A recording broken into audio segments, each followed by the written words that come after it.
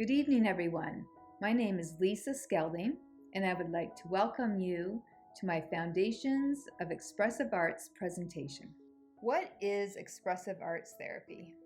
Expressive arts therapy uses various arts such as movement, drawing, painting, sculpting, music and sound, writing and poetry, and improvisation to help people connect or reconnect with their inner resources that can support personal growth and healing.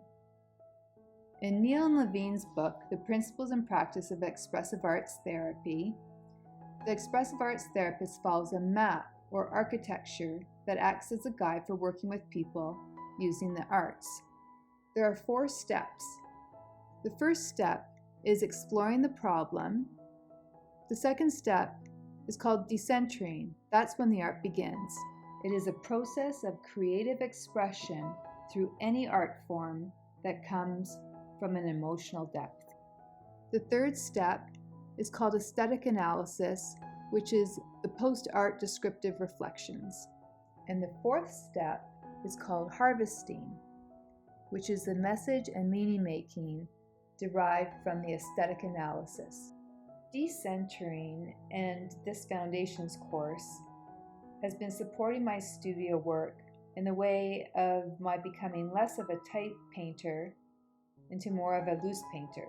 For years, I felt stressed and anxious about approaching my canvases with the intention of creating some work of art for a specific spot over our sectional sofa, or over top of the fireplace mantle, or at the top of the stairs, or the bottom of the stairs, or the bathroom back wall, or birthday presents for my sister-in-law and my friends and their animals.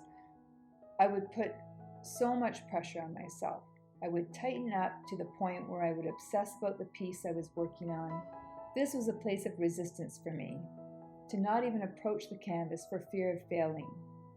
Although at times I felt free and it was fun, other times I felt very stuck. I definitely suffered from the paralysis of analysis, so I would just stop. In order to stay loose prior to painting, I began to move and breathe. Routines of mindfulness walking, hiking in nature with our golden retriever, and doing yoga all helped me to relax. In addition, photographing images from nature helps to inspire my studio work. Furthermore, now I'm using strategies such as employing time restrictions when painting, making small clay items just to play, playing with art materials such as shrink plastic called shrinky dinks, painting on smaller sized canvases, and taking classes with instructors that are known to paint very loosely. Here are a few paintings that I did this winter as a result of painting loosely. I decided to practice using the map of expressive art therapy with our daughters. I introduced the idea of making medallions out of shrink plastic. The thinking is that the medallion acts as a transition object. In step 1 of the map, the filling in, I asked 3 questions. How is it for you at this time living in a global pandemic? What are you feeling, and what are you hoping for? They verbally shared their answers, and then we went into step 2, which is the decentering. I invited them to take out the pre-cut plastic 3.5-inch diameter plastic circles and imagine and plan sectioning the circle in some way into 3 parts. Then, using the permanent markers and pencil crayons, I asked what color and shapes would represent each of those 3 questions. It's amazing how they colored them in.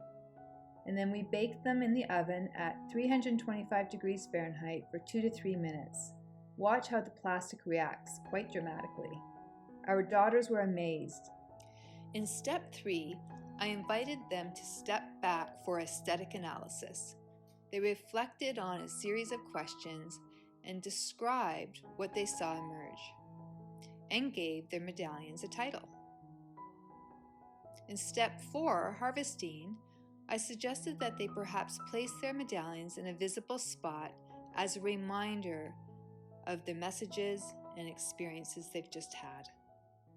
I have very much enjoyed taking this course, and thank you all for joining me on this journey.